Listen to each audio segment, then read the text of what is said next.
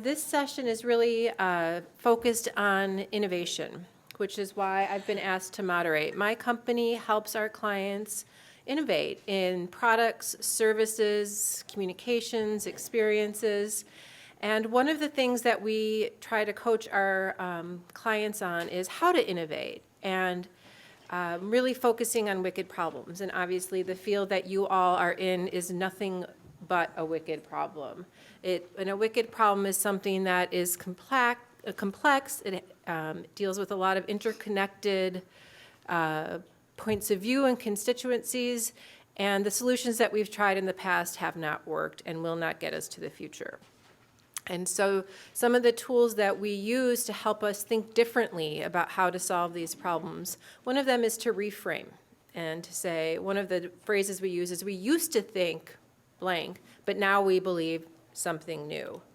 We also use how might we statements. And so that's something that I'm going to suggest you guys do. We're going to go through 5 very rapid presentations, any of which could be the topic for a whole different conference, right? But the point of this right now is to just introduce you to different ways that people have solved these problems. I dare say innovative ways that they've looked at the problem differently so that they could come up with a different solution. On your chairs, you have Post-it notes and in some cases a Sharpie. And what I'm really going to ask you to do is challenge yourself during these speakers to write some how might we statements. So what did they say that might apply to the problem that you're trying to solve? Or what did they say that inspires you to think of something differently? So as the speakers finish and we're bringing up the next one, I'll call on a few of you and see if you could share some of your how might we statements.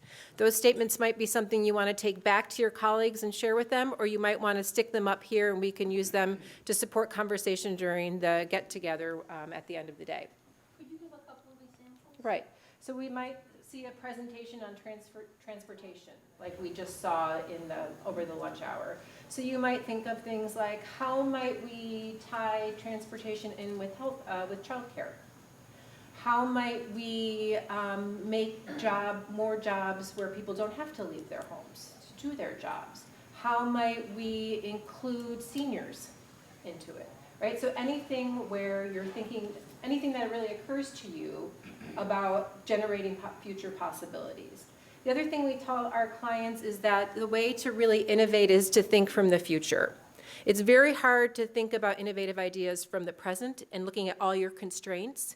So how might we statement sort of frees you up to say, if things were ideal, if there were no constraints, what would an ideal solution be? How might we create that ideal solution? And then you come back to where you are now and start building those building blocks to get there. So think of your how might we statements as towards a future ideal.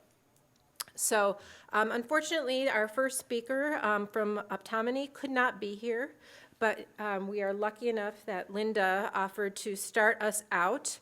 Linda was our keynote speaker this morning. She's an author and an entrepreneur, and she's going to talk to us about a new product, service? Yeah, sure. Called Even. And so she's going to start out by introducing us to that. So think about your how might we statements and enjoy. Okay. So as she just said, I didn't really prepare for this in the way that I did for the keynote because it came up last minute. So forgive me if I'm a little bit scattered on the details here. But I'm going to start out with a statistic. 44% of Americans, according to Wells Fargo and Scientific American, yeah, I'll bring it up in a minute, would rather talk about death, politics, or religion than their personal finances. And that starts Me to Even, which is a service. I frequently consult with companies who want to use softer and less offensive language for poor people. And I was called by a tech startup, I think back in 2014, 2015. And this guy said, can we fly you out and have you take a look at our program? Because we've built a financial tool for poor people, for the working poor, people living paycheck to paycheck.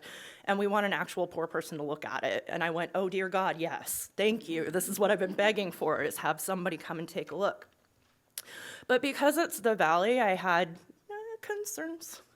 And I went out and I met these kids, and they, I'm just to the age where I call 27-year-olds kids. And they were, none of them came out of poverty. None of them had ever really struggled. One of them had retired from Instagram at the age of 23. Yeah, it was pretty great.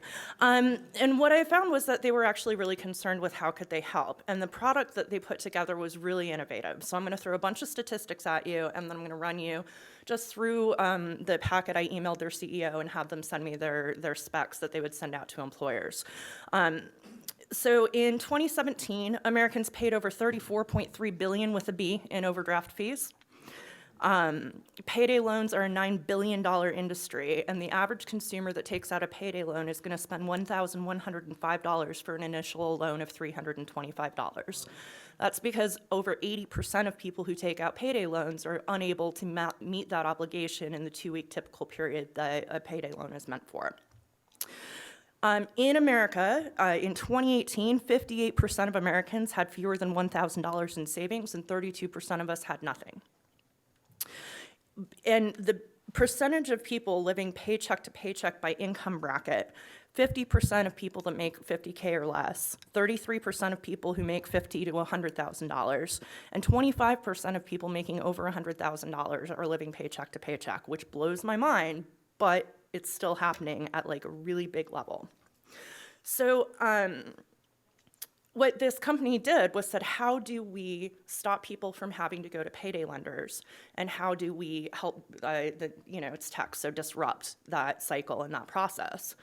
And what they did was they built a tool that evens out, that puts essentially hourly workers on salary. And so what it is,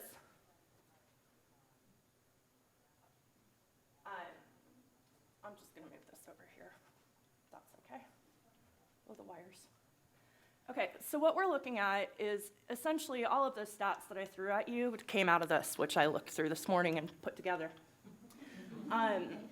Yeah, but this is how they're selling their product, is that people can't do what they need to do. And so what your product does here is they put to your bank account, right? They tie it to your bank account, and employers are the ones that put this together. So even actually partnered with Walmart 2 years ago for a pilot program. Over 33% of Walmart workers use this program now. Over 35,000 people use this program nationwide, and their response rate is something like 95% approval. People really love this. It's really kind of incredible, and it seems more complex than it is. So their business model is they charge $5 per user. So if a Walmart worker, I pay $5 a month to access the service. Walmart subsidizes this as well, and they pay even directly. And what it does, I'm sorry, I'm gonna have to find the...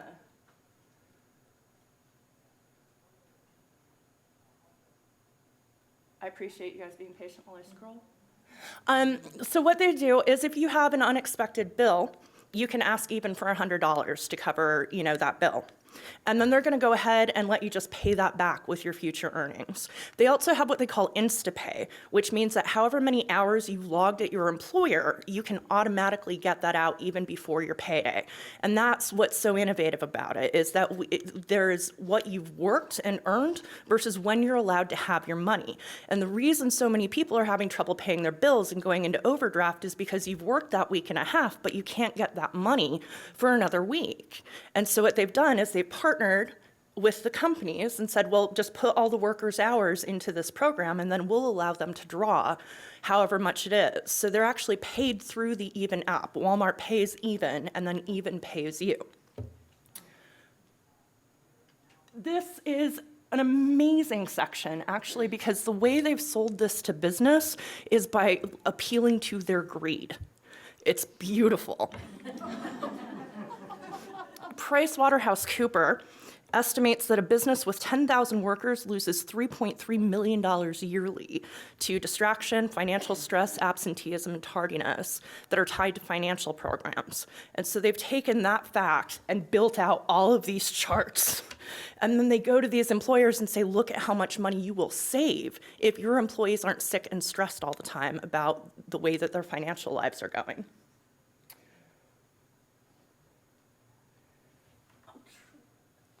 So this one is my favorite. because it really is just like, hey guys, you're getting screwed. You should probably stop, and you should probably make sure that your employees are healthy. Because the other thing that they found is that one person in a workplace that's got low morale is going to affect everybody on their team. It's going to affect everybody in the workplace, and then productivity overall goes down. And where you normally see productivity studies talking about how can we cut corners, how can we maximize what people are doing, but it never really gets to the issues that actually are hurting the workforce and actually hurting morale. So it's really simple. They want people to save, because if you have savings, then you feel like you've got a bit of a cushion. And so the way it works is they've built the user interface in the actual app. The actual app shows you how much you've got coming in, what bills you've got coming up. It'll say you got Netflix coming out on the 18th, you got, your rent's due on the 1st, power bill's due on the 5th, and all of those things that are so hard for people, especially low-income folk that are juggling hours and jobs. It just puts it in there for you. And it also sets tiny savings goals.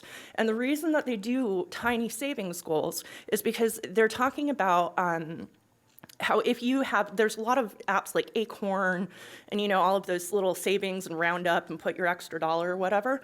Those things aren't actually motivating to anybody, because if you look at it and you've only saved $100 over 6 months, it doesn't give you the good feeling. And so they're trying to make sure that people have tangible goals. Like, we're going to put $200 towards a vacation fund or towards a new car or whatever. And then whatever you have left over at the end of the month, it automatically splits up into those areas. And what they've actually found is that because you're not getting those overdraft fees, because they will lend you the money, because you do have the instant pay, people are able to save more effectively. So even people living paycheck to paycheck have started to save $200-300 at a time, which doesn't sound like much, but if you're making minimum wage and you've got $300 saved, that's huge. So I know Olivia was worried because of the app and how do you pay, but what they've done is taken the payday model, or the payday lending model, and said, how do we make it not evil? Because the problem with payday lending is we need it. I never would have been able to survive a life in poverty without payday lenders, because banks are actually regulated out of making microloans. They're not allowed to loan me the amount of money that I need. I need $50 to fix my tire. Where am I going to go and get that? Well, it's going to have to be a payday lender, because all my friends are broke too, because I work at friggin' Walmart. And they've kind of disrupted that. So they don't have an APR. Their profit model is entirely based on the $5 a month user fee. And if you don't use the app for 2 months in a row, they automatically disenroll you, which I think is pretty great. I know that was kind of twisty, so I've got 2 minutes left. Does anybody have any questions about the functionality or about the process? Or I explained it fairly clearly? Yeah, actually, I know a lot of people that are, because I wanted to make sure they weren't evil. And so I asked them to put me in touch with some employees that were randomly in the study, and I've kept contact with them over the years. And they've, from what they're telling me, it's actually really good. So the default rate is low enough because of the amount of money that we're talking. So people are defaulting on a $50 prepay, right? It's not that large. And the amount of money that they're making more than pays them and still makes a profit. But the point of the venture wasn't to be the most profitable app in the world. The point of the venture was to make enough money to make the app work and make the service work. Because like I said, he retired at 23 with $5 million. These people don't need to make their money here. Although they do get paid, and quite handsomely, because they could fly me out to San Francisco on a plane. So the other thing about it is that because you're pulling your own money out of your own paychecks, there's not as much of a risk of default as if you're borrowing money. So there are certain situations in which even will put money that you haven't earned into something, but that's a special case, and it doesn't happen frequently enough for it to really be an issue for them. It feels like there's some goodwill that's built into it, it's your money. And Yes. It's a very different thing taking money from yourself than it is from getting it from a payday lender. So it seems like there's some really There's no interest. Yeah, there's no interest rate. There's no anything. It's just they're willing to give you the money that they're then going to recoup in a week when your employer pays even, so that they can put the money into your account. So it's essentially a in-between service. Well, so that was my 8 minutes, guys. Thank you so much. Can I ask you a really quick question? Yeah. So this is available only through employers, it's not available through like counties or municipalities, or it's just an employer-based model? It's scalable. It's scalable. So, I mean, you could, they would be able to partner with any large entity that had people in a workforce. I think that's a great how might we. How might we apply this to government agencies, to cities, to other kinds of workforces? Thank you very much, Linda. That was really great. And I think it's a really great example of thinking about solving some of these problems differently, right? I mean, there's a reason why payday lenders are so successful. Yes, they are evil, but they're serving a real need. And I think this is a really inspiring example of thinking about how do we do that without being evil, as you say. Well, it's true. Okay, so up next, we have Kristen Incidi. Excellent. She's the COO of Girl Scouts of Wisconsin and a Senior Director of Programs and Services for Habitat for Humanity in the Twin Cities. Well, she used to be, and she knows a thing or two, and she's going to tell us about it. So thank you very much. Did anybody have any how might we's they wanted to share from the last speaker? Come on. All right, I'm going to ask again after this one, and I'm going to want at least one. Well, yeah, sure. Thanks for having me. So she mentioned this. I don't currently work in affordable housing. I currently work at the Girl Scouts, which isn't really related to housing, except that, we have lots of girls that we want to have stable housing. But ultimately, what I'm here to talk about isn't necessarily a totally innovative idea. It's kind of going back to basics around how do we all get re-engaged in civic engagement, and how do we all use our own voices, which this is a picture of me and my mom at a Habitat site. And what I really wanted to mention today is that I'm still an affordable housing advocate, and I think that all of you can do that too. And I'm going to share a couple of examples about what that looks like. And so since moving to the Madison area, I've been participating in Leadership Greater Madison, and there are a couple of folks in this room who are doing that. And what we have been doing through that program is talking with lots of different affordable housing developers in the area and asking them what their barriers are. And consistently, over and over, they are all saying, not in my backyard mentality. So, I mean, if you listen to the news, you can hear a variety of different things happening in our community. Most recently, we've been hearing about the Salvation Army project. In Madison, staff from the Road Home has talked about barriers they've had running from, I don't want this in my backyard, to please don't tear down this restaurant that we have a longstanding history with. Habitat locally has had barriers in different communities. I see lots of nodding heads. So we know that these voices are out there. And in my community of Middleton, what sort of re-engaged me in this work was a project met a lot of obstruction, and so a group of us have come together, and I'm going to talk about that in a little bit. So what ultimately are we trying to do here?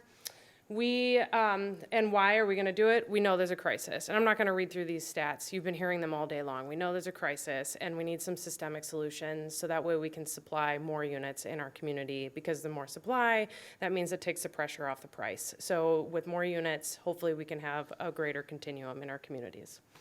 So why should we support affordable housing? I asked a group of my friends what were the top things that they thought of, positive things that they thought of when they thought of affordable housing. And these were the things that came up. And what I think is important to note is that a recent study was just done that shows that when a community has a continuum of all different housing types, they're more economically viable. In Dane County, we pride ourselves on sustainability and environmentalism. If people are able to live, work, play, and go to school all in the same space, that means less waste, less commute, less traffic on the Beltline. It also means we have stronger schools. Habitat in the state of Minnesota across the whole state did a study on the benefits of Habitat homeownership. 90% of homeowner surveys said that their children are doing better in school since buying their Habitat home. 64% of them say they have better study habits. So the point here is we know it works. So, and what we really need are more voices at the table. So what I'm encouraging you all to do today is to take a page out of this Yes in My Backyard effort and say yes to the opportunity in contrast to the gloom and doom of NIMBYism. So I'm going to give you two examples, one that is super scrappy and one that's been around for a while, to show you that you can start at any point. And we've already talked a little bit about Middleton's efforts if you've been into some of the other conversations today.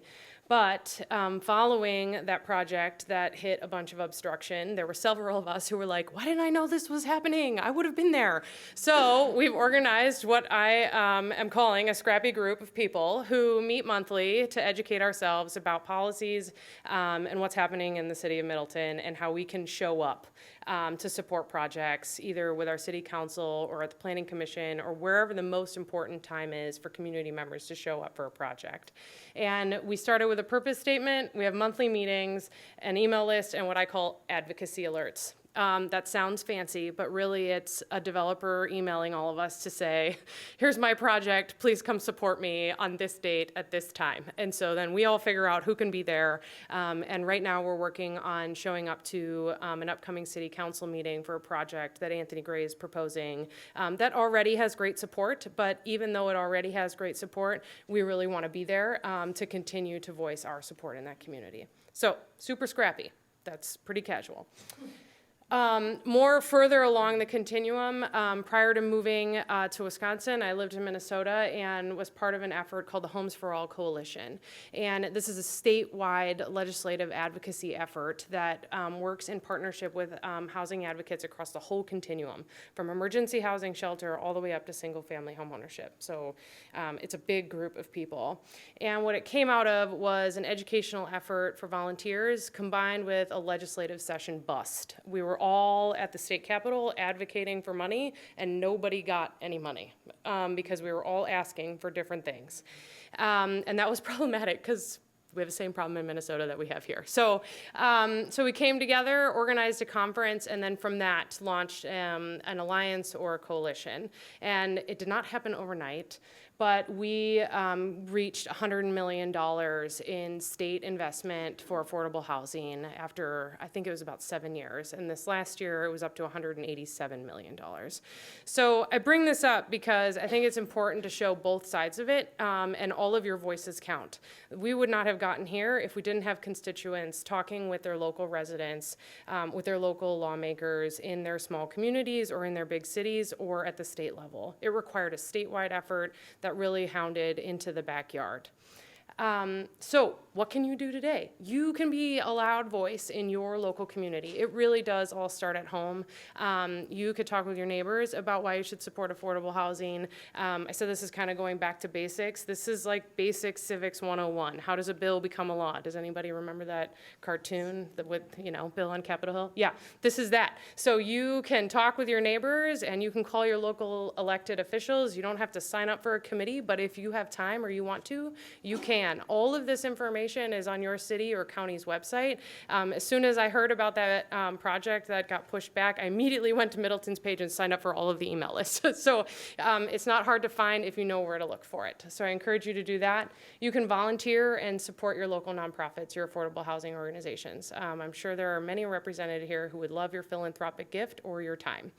And bust myths about affordable housing. So, there have been plenty of studies, which in my slides, which will be online, there are a couple of links here to studies that show some statements that kind of react to those myths that you hear. My property values will go down. Family Housing Fund did literally a study that proves that is not true.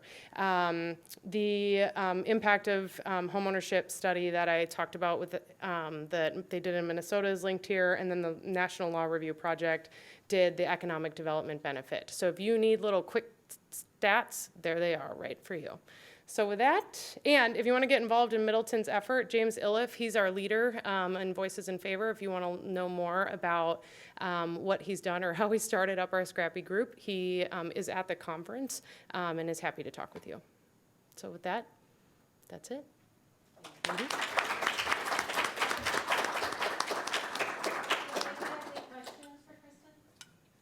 Kim, what I'm asking is, what equivalent do we have for the statewide housing coalition in Wisconsin? There isn't one. So as far as I know, I asked Kurt Paulson that very question, if there was a statewide effort around legislative policy advocacy, and he said no. So So at this point, right, how might we? I think there'd be a great opportunity to do that. Yep. Yeah. So say Wisconsin Housing First Coalition is relatively new, but that's the goal of our coalition. Nice. To be pretty much Yeah. an equivalent of that with Minnesota had. Great, there you go. We'll have to make sure you meet Kurt. Making connections. Does anybody have any how might we statements that they would be willing to share? Well, I would like to, how might we would even, because obviously that seems like a Yeah. tool for folks who are lower income, and, how might we, expand awareness of that? Yeah. Yeah, and I think it's interesting to think about how you can make connections between all of these different things. I think one of the many things that these two presentations had in common is that idea of startups have this philosophy and approach of being scrappy, right? They do a lot of experiments and they try and pivot until they get it right. And you look back at it and it seems like this magical thing that they created, but it took a lot of work and it started out scrappy. And I think that's something that we all have to consider too when we're thinking about how we're going to make these connections, is that it often starts out very scrappy. So thank you for that presentation. Next up, we have Jomar Hooper. He's he's a Wisconsin market leader with Common Bond Communities, and an adjunct professor, and was also an adjunct professor at Marquette Communications and Public Services. So he's going to share with you some of the innovative work at Common Bond.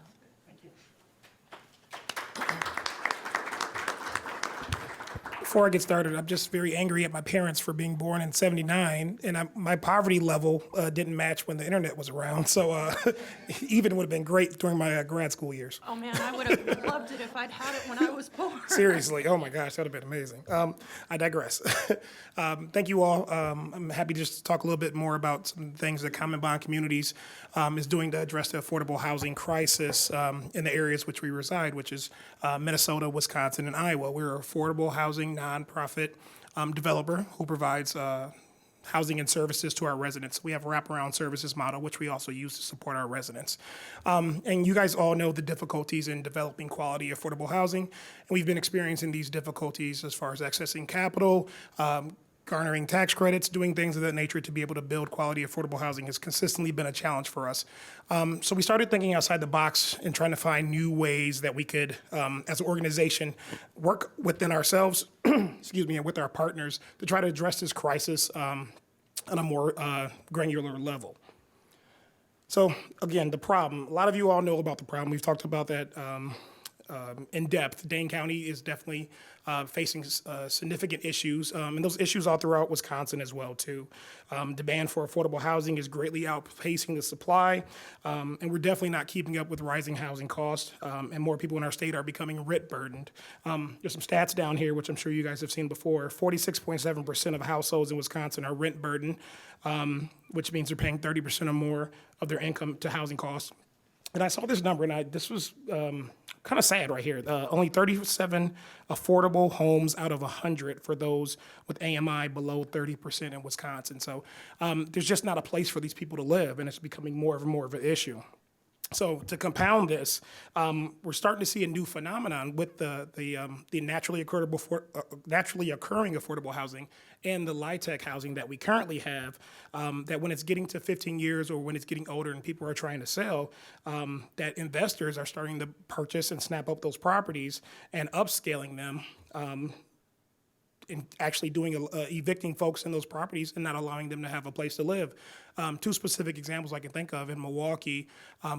We have our first location that we built, Tula Seed. It's in the 5th Ward, and we're the last affordable housing development in that area because all the other affordable housing developments have reached their 15 years and they were snapped up and turned to market rate. And there's one egregious example in the Twin Cities where I heard there was a naturally occurring location.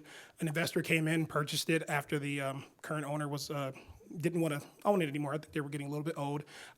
Ended up upscaling it, kicking every single person out, and no one could no longer afford to live in that location. So that's becoming more of an issue. So we're kind of at a crossroads right now in our state and just throughout the region. And despite our best efforts, we have to find some ways to kind of address this problem as we move forward. So our solution, we developed a new source of capital that allows us currently to be more nimble in the market for the purchase and preservation of naturally occurring affordable housing and properties with light subsidization on the market. We call this our Common Bond Housing Opportunities Fund. It's basically a socially conscious investment tool, which we hope to leverage, and we actually have started to leverage this currently. We're in the short term, we're going to acquire over 500 units to preserve affordability for over 1,000 people throughout those units as we proceed. This includes a lot of folks who otherwise would have difficulty accessing affordable housing in the market, households of color, HUD Section 8 voucher holders, large families, and in many of the cities that we develop in, folks that are new immigrants to this country. This is also kind of a community and economic development tool by helping workers of lower and moderate incomes live in proximity to employment, transportation, and good schools, because we all know that the spatial mismatch within our communities is continuing to be a problem for us as we move forward. So we hope to address that through this fund as well. So how does it work? The Common Bond Housing Opportunity Fund is a debt offering that will and currently has been used to act quickly to purchase projects at risk of being sold and upscaled. The fund is a social investment tool that allows investors to provide a minimum of $50,000 with Common Bond. They invest with us, and in return for investing with us, they can expect a below-market rate of return of between 0.5% and 4%, depending on the term of their investment with us, anywhere from 3 years out to 15 years. So we pay interest. It's an interest-only loan that we pay back to them quarterly, and the note we pay back the full amount once the note is due, either between 3 and 15 years. There's a guarantee on this with Common Bond. We pour some of our reserves, if we have some reserves on an annual basis, we pour that into this fund to be able to guarantee payback to our investors as well. We also accept straight donations for this as well too. So folks who are not looking for a return, that's another source of capital for us as well too. So this has been something that has been in the works for us. We've been talking about this since 2017, and we've had some success so far implementing this throughout the communities we serve. This did not come out right, but here you go. So what does this look like? This is a typical structure of a deal using the Housing Opportunities Fund, although there really is no typical structure, which we're going to be taking these on a case-by-case basis. So under the yellow sources column, the equity for the purchase is coming from the Common Bond Housing Opportunities Fund, which is probably going to be anywhere between 3 and 15% of the sources. And we'll stack that with a lower first mortgage, than we normally would have. And then that also allows us to leverage additional soft and mezzanine debt from other investors as well too. We've been using Enterprise and some other folks of that nature to get lower interest rate debt to go along with our first mortgage. For the total development cost, most of the funds go towards the sales proceeds to the seller and towards addressing the foreseen immediate needs of the property. So once we own it, we have it, we got it, then we start to develop a redevelopment strategy for it. Because some of these properties have seen better days. Have wear and tear.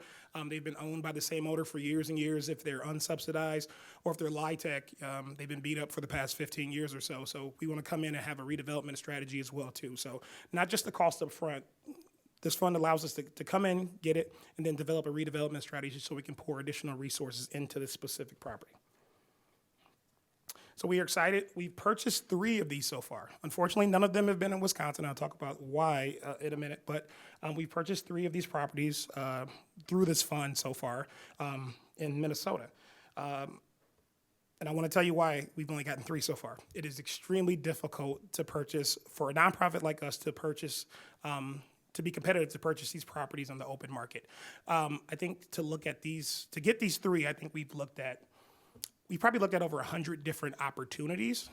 Some of them didn't fit our criteria. Some of them we've actually bid on and lost out to those market investors who have upscaled those properties. So it's been extremely difficult for us to have these opportunities. We looked at a ton in Minnesota, some in Iowa, a ton in Wisconsin, and the difficulty level is there. So we hope that as we continue to move forward with this fund, that we're going to be able to reach some folks off market. That's going to be of a help for us, or just have some folks who understand that keeping affordability is important for these communities and want to sell to us versus selling to investors. And as I mentioned, there's been no set formula for these deals, but as you'll see, each of them share a low first mortgage, and the ability to attract subordinate debt. So to date, we have raised around $4 million so far in this fund from individuals and institutional investors. And we're going to continue to market this fund as a great option for investors that want to be a part of investing in the economic and social health of the communities in which they serve. And that's pretty much it. This is our tool. We're standing strong behind it. We think it's going to be a great way for us to continue to grow the pot. We hope to get that up to $20 million in the very short term so that we can be as nimble as possible and we can be more aggressive when it comes to offering a higher sale price, purchase price for those sales as we move forward as well. So thank you.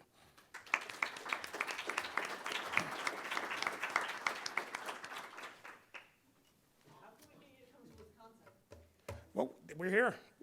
We are, so. You did your first three projects in Minnesota. Yeah, and that's just happenstance. We've looked at dozens in Wisconsin. They're so number one, they're difficult to find. The ideal solution is if it's a non-subsidized, naturally occurring something, and the owner is, let's say he's 75 and he's like, I want to get rid of this, and we can get it before it hits the market. That's the ideal way to go. So we've been talking, when we are talking with local politicians, that's the thing. So if you know something in your community, let us know. We'll go out and talk to that person immediately, so. Communities have that kind of, because I work with communities around Dane County. Yeah. Communities have that kind of property, the older aging multifamily. Yes. To contact you. Exactly. First. Yep, Okay. You should send me some sort of an email that I can then send out. will do. No problem. Yes. Two questions, well, a question, comment. What kind of properties are you looking for? And then, are pension funds investing in your community development funds? For the second one, I don't think we've had any pension funds yet. We would absolutely take a pension fund investment. Tend to have deeper pockets. Exactly. Maybe appeal to the employees who will participate. Yeah, but I think sometimes the pension funds, I think their biggest thing is they have to get the highest rate of return.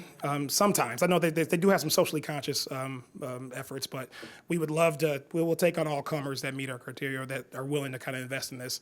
Secondly, I think like I said, there's no set model of what we're looking for, but in generally, the best ones would be non-subsidized, just kind of like mom and pop, or it's been around it was built in the 70s, early 80s, even 60s, something that. Anything over 50 units is pretty much something that we want to look forward to.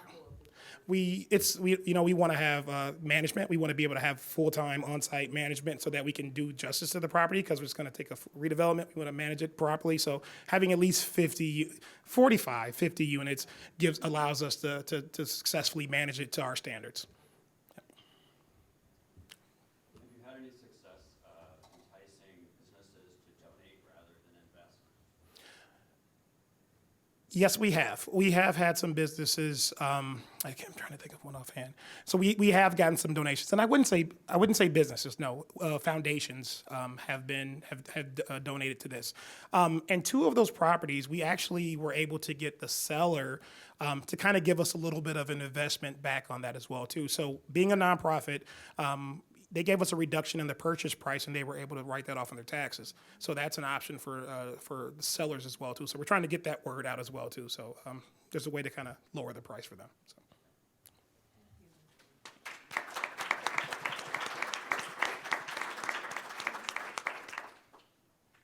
How might we hook all of these people together to create a beautiful community where all of this is happening at once?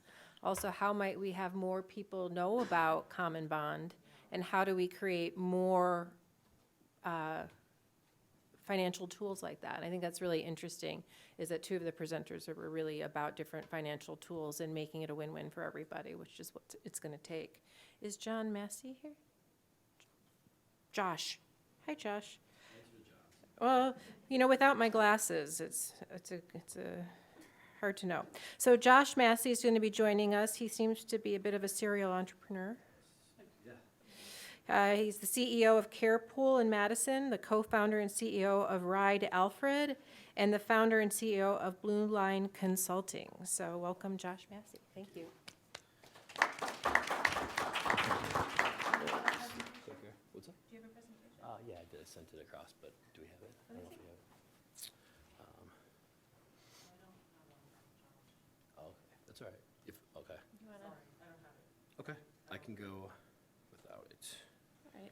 me to do mine?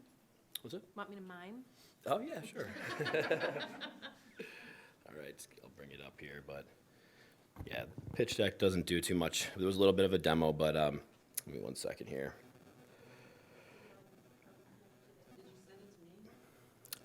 Yeah, I did. It wasn't until this morning. We had technical difficulties. Yeah, no problem. All right. So yeah, minus demo. Okay, yeah, I'm Josh Massey. I'm the founder and CEO of CarePool. So where we are filling transportation gaps for people with disabilities and the aging population. A little of my background, I graduated from UW-Madison, moved to Chicago, 2004, really wanted to get into technology, and with an economics major, recruiting for tech just seemed like a really good fit. As I was an early adopter of Uber and Lyft, I was looking at the model and thinking, it's a lot of things that are unpredictable, and the employment model didn't seem right. It really interested me to build products in that space. And so what happened was Wisconsin passed the laws first for Uber and Lyft, and led me to move back to Wisconsin and create Alfred. So with that, I had some success, and it was more of an experiential type product, really about control over the situation, matching customers with passengers. After that, I got a phone call from DHS in Dane County. They asked me if I'd want to help being a transportation expert, and with the technology, they had an idea matching customers and passengers similar to what I had. So a couple of years ago, I started getting involved and realized what a much bigger problem it really was. The BPDD, Board for People with Developmental Disabilities, had done a survey, and over 50% of the people surveyed could not get access to transportation they needed. Means they're not getting to health care, they're not be able to work, or just see their friends and family on a regular basis. So the solution is a CarePool. So it is a rideshare app that connects passengers on a pre-booked basis and gives them more of a control around the situation. The passenger's profile will be able to give special instructions. So if they're in that DD community, the driver knows what they're getting into when they show up. They know where to go. It also allows communication between the customers and the drivers, and really just allows the whole process to be streamlined. And using technology, we're able to say any family member involved or anyone involved in the process can get a text message notification. The driver sends it saying, hey, your driver's 6 minutes away, this type of vehicle, here's a license plate. You meet them at the door. So with that, we're now kind of moving into work with workforce development and DWD with the state of Wisconsin. Been working with them in La Crosse, as well as Dane County, and kind of moving into the Eau Claire area.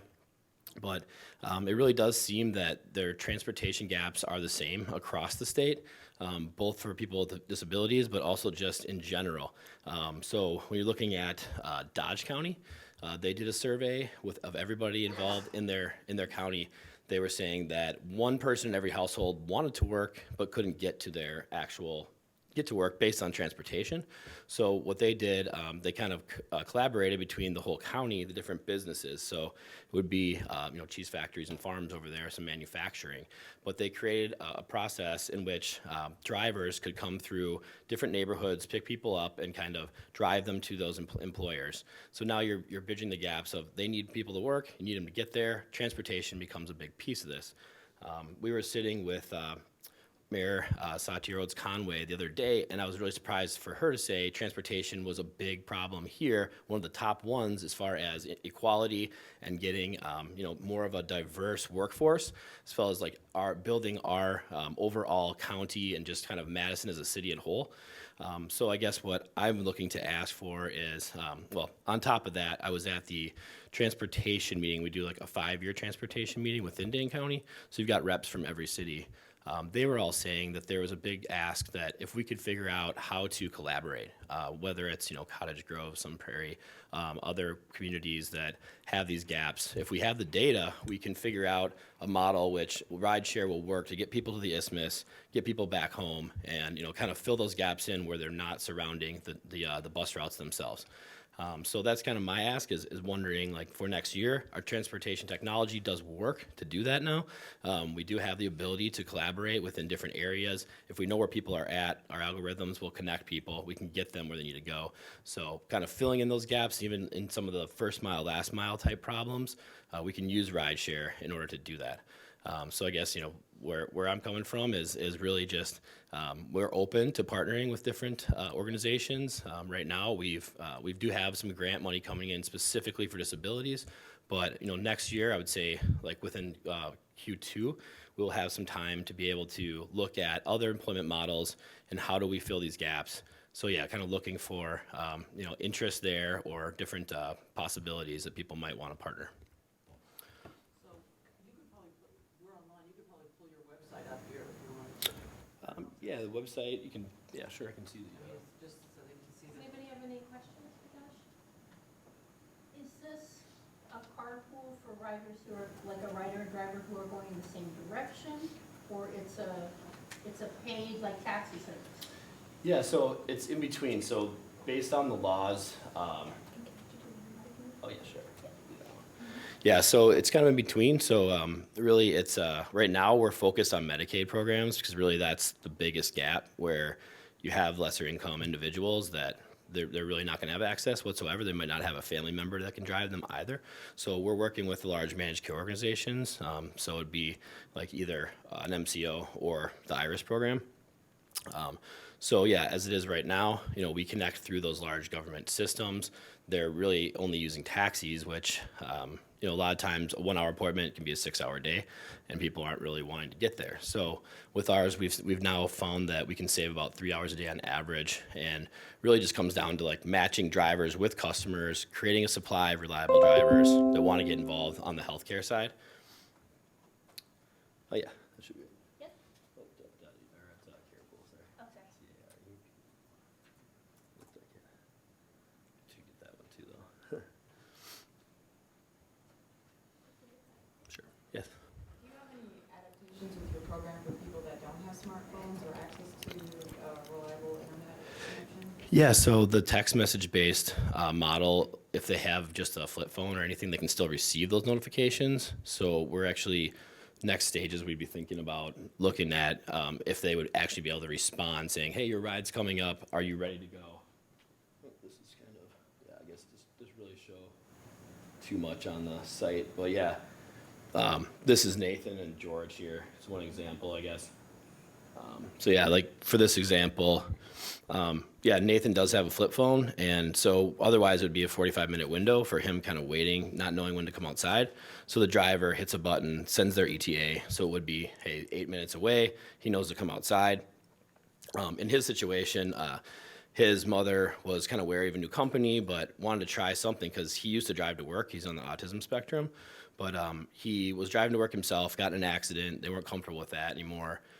So he was trying taxis, but he lives kind of outside the bus routes. He really has to get some sort of taxi or direct ride, being out in Blue Mountains. But so what happened was the mom was a little bit weary about it at first, saying like, he's pretty introverted, doesn't like to talk that much to people.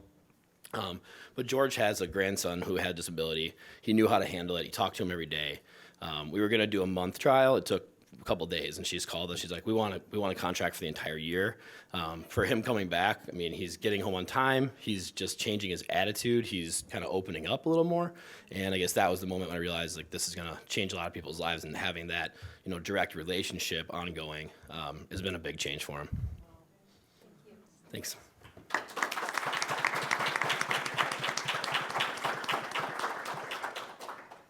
I think that's another great example of freeing up latent resources in the community and putting them to work.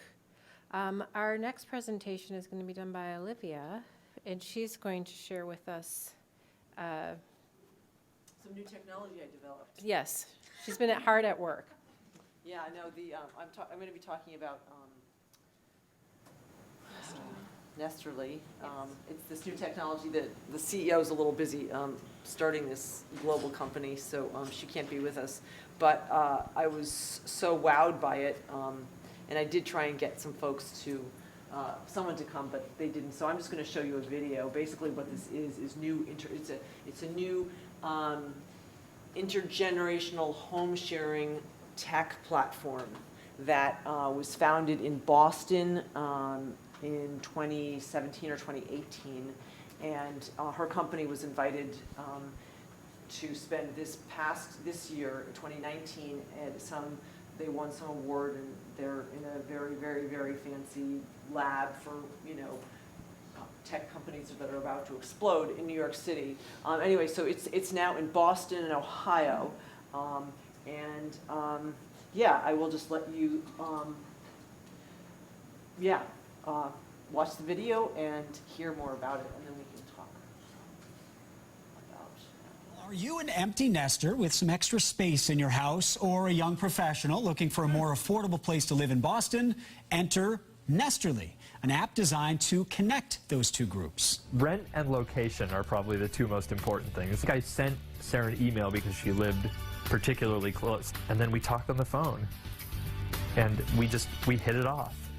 All my friends are very jealous. As you get older, it definitely is, and it has an appeal. Nesterly was founded in 2017, and it connects older homeowners with young people who are looking for a place to live. And the co-founder and CEO, Noelle Marcus, joins us now. Noelle, thanks so much for coming in to talk about this. Happy to be here. Ingenious idea. So you were a student at MIT. How did you originally come up with this idea? So before I founded Nesterly, I saw three big trends that were happening with my parents and their peers. One is that it's becoming more expensive for people to stay in their homes as they get older. Rising property taxes, increasing home maintenance costs, and also just general rising costs of living. Two is that some household chores are not as easy to do or as enjoyable as they maybe used to be, like changing a light bulb and getting on a ladder, or shoveling snow, or maybe learning a new technology. And then finally, generations are more disconnected than they've ever been. So that's why I started Nesterly, to connect households who have extra space with young people who can help around the house in exchange for lower rent. And on the other side, housing is just so expensive, especially in Boston. We've heard all the stories about it. Is it unsustainable at this point? I know you studied urban planning at MIT. For people to live alone in Boston as a young professional? So it's extremely expensive to do that, and that's why there's over 90,000 extra bedrooms in the homes of baby boomers just in Boston proper and Cambridge alone, and that number is growing every day. So how do we help young people access jobs and access opportunities and be able to afford rent? We think that this is a really great win-win solution. And let's talk about how your prices are set, because you have people who might save a lot by living there, and then older people who might make some rental income. So what are the prices you're looking at? So the older household or the household can set whatever price they want. Our mission is to create more affordable housing in the city, so we strongly encourage people to put affordable rents on the platform. What we find is they're about 20 to 30% below market rate, which is a really big deal for someone who's struggling. And for young people who might be looking at paying rent in several thousands of dollars a month, about what's the average that they're paying? $700. So they're paying $700 a month. Including utilities, internet. That's way less than the average that you'd see otherwise. And are they just renting a room, or can you use the house? So we designed the platform to be really flexible and adaptable. So you might have an ADU, an additional dwelling unit, where someone has their own bathroom and private space, or they could just rent a room in your home, and you get to decide how much you want to share your space. Do they have complete kitchen access, or do they maybe go out to eat more often? So it's really up to the household, whatever they feel most comfortable with. You mentioned this before, but is part of your motivation to bring generations together? Do you see value in that, or is this just where you saw there made sense financially to connect these two groups? We're definitely trying to bring generations back together. And why do you want to do that? Well, we've really lived this way throughout history. We've always lived with other generations, and it's today in the United States that we're more separated than we've ever been. See, this is my theory. We were talking about this, that really young people, too, living alone in apartments has only been a phenomenon of the last 50 or 60 years, right? Yes. And it doesn't seem really sustainable when it's this expensive. And you need that intergenerational interaction for everybody to be happy. Exactly. So we're seeing higher rates of social isolation, not just amongst older households that might be living alone, alone, but also amongst younger people. And the people you interact with on the site, though, is there really a market for this? Do you really find younger people, their friends are all living by themselves in their frat house or whatever it might be, who are interested in living with someone who's older than they are, but not a relative? So we've seen hundreds of people signing up every month to do this. Wow. People are really excited and enthusiastic to live with someone who might be a little bit more mature, a little bit more stable. Maybe they get to have a dog in their home or a garden, and they get amenities that they wouldn't get in a dorm. Yeah. What's a great success story that you've seen? Well, we've had a lot of great success stories. They've pretty much all been incredible. We had a woman named Brenda in Roxbury host a student named Phoebus, and he was from Greece and cooked her Greek meals, and she toured him around her neighborhood, and she made an extra $650 a month for 8 months hosting him. And that income really made a big difference for And a him. lot of great Greek meals. And a lot of great meals. Home-cooked meals, cheaper housing, it all makes sense. Noelle Marcus, co-founder of Nesterly, thank you so much for coming in. Thank you very much. Great idea. Thanks so much. So it didn't really take me that long to put my talk together. Anyway, I just thought that was a really exciting new model that's coming out, and I actually got on there and tried to find out when it would be coming to our area, but they're taking their time going from state by state. It's a relatively new platform, but I have no doubt that this will be national within the next couple of years. So yeah. I've done research on it, and they also have sample roommate sharing, like house sharing agreements. Right. Who does what chores, Right. what's the discount Right. for it.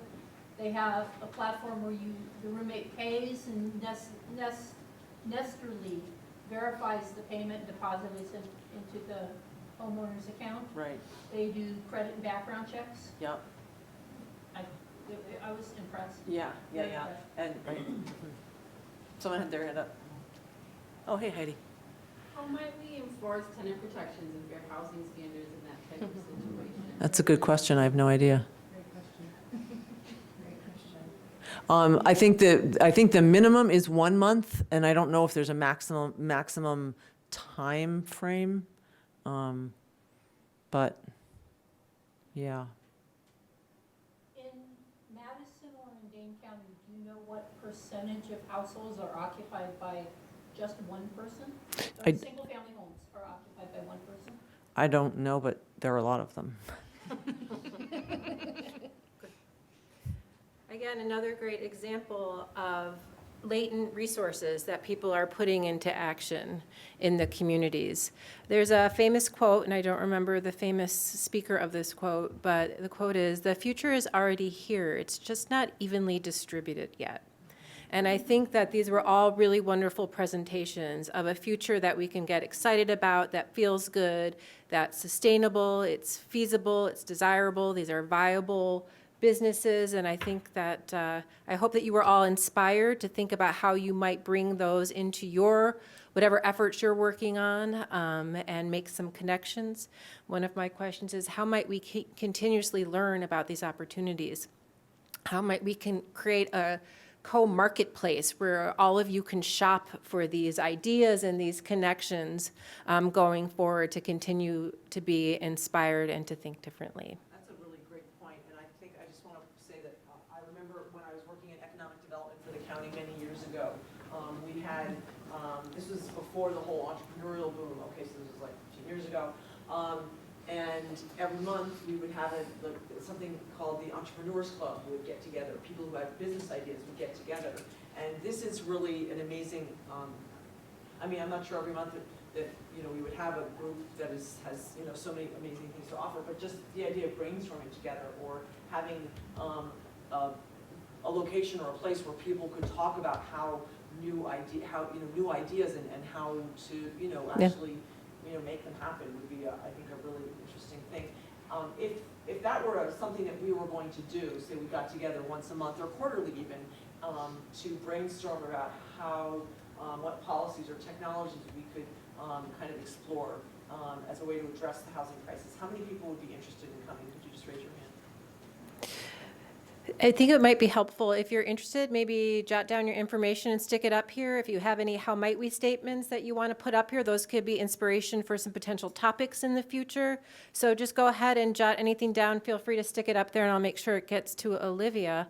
And it's hard to think about solving these problems when you keep seeing these dire statistics and knowing that we're in a crisis. And being able to talk and inspire each other is really a way to help bridge that gap. So thank you very much.